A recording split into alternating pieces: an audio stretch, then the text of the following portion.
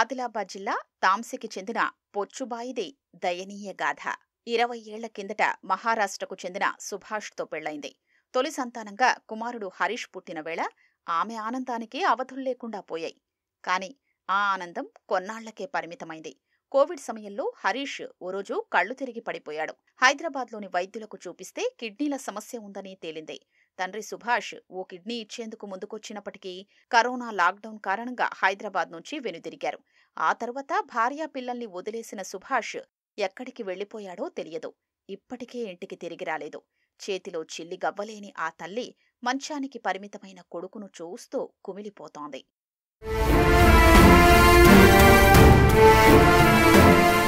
పొచ్చుబాయికి కుమారుడు హరీష్తో పాటు డిగ్రీ చదువుతున్న కుమార్తె వెన్నెల ఉంది. ఆస్తిపాస్తులేవీ లేవు.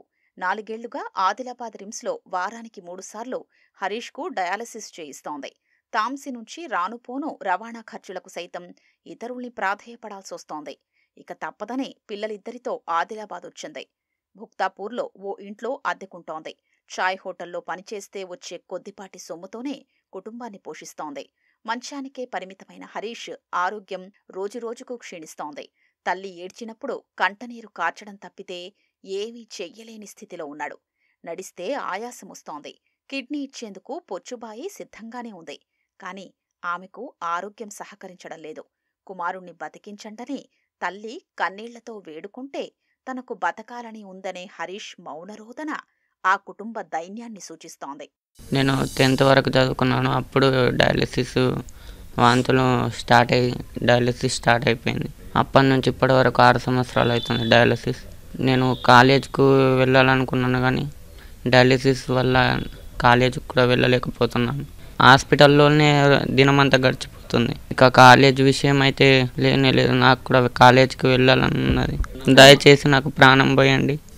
నాకు నా కొడుకు కాల సార్, నా కొడుకు కాల. నాకు ఎదిగే కొడుకు. నాకు మమ్మీ నేను ఏమన్నా జీతం చేసి పెడుతుంటే నేను హోటళ్ళలో పని చేయనియకపోతుంటేనే అంటాడు. ఇప్పుడు నేను ఎట్లా చేసిన నా కొడుకు ఎట్లా అవుతాడు అనుకున్న భయం ఉన్నది. దయ చేసిన కొడుకుని మాత్రం కాపాడండి సార్. మీకు దయ చేసిన చేతులు జోడించి మొక్కుతుంది సార్. మొత్తం నాకు కిడ్నీ తీసుకొని ఏమి తీసుకొని నేను చచ్చిపోయిన పర్వాలేదు సార్. నాకు నా కొడుకు మాత్రం కావాలి. నాకు పైసలు లేవు, డబ్బులు లేవు, చేను లేదు, చెట్టు లేదు, ఏమి లేదు. ఇల్లు తాంసిలా అది చెట్టు కింద ఉన్నట్టున్నాం. మరి ఏమీ లేదు మాకు. తల్లి లేదు, తండ్రి లేరు, అన్నదమ్ములు లేరు. ఇప్పుడు దేవుడి దయ మీలే దేవుళ్ళు. పొచ్చుబాయి పడే కష్టం ఇరుగు పొరుగు వారిని బాధకు గురిచేస్తోంది. వయసుకొచ్చిన పిల్లలతో ఆనందంగా గడపాల్సిన సమయంలో ఆకలితో అలమటిస్తున్నారని ఆవేదనకు గురిచేస్తోంది. బాబుకు స్టీమ్ థెరపీ 3 times చేయమన్నారు. అది బాంబే దగ్గరండి. కాకుంటే 1 time చేసాం. అది కూడా చందాల రూపంలో డబ్బు సంపాదించి 1.5 లక్ష ఖర్చు పెట్టి స్టీమ్ థెరపీ ఒక్కసారి చేసాం. ఇంకా 2 సార్లు చేసేది ఉంది. కానీ డబ్బు లేక మధ్యన ఆగిపోయింది. ఈ బాబు పరిస్థితి ఇలా ఉంది. ఆ బాబుని బ్రతికించుకోవాలన్న తపన తప్ప ఇంకా మరేమీ లేదు. ఆమె చిన్న క్యాంటీన్ నడుపుతూ 150 రూపాయలు రోజుకు సంపాదిస్తుంది. వారానికి 3 సార్లు డయాలసిస్ వెళ్తుంది. దానివల్ల ఆమెకు చేతిలో మిగిలింది ఏం లేదు. సీతకరాని కష్టాలతోటి ఆమె బ్రతికే ఒక దుర్భరంగా మారింది.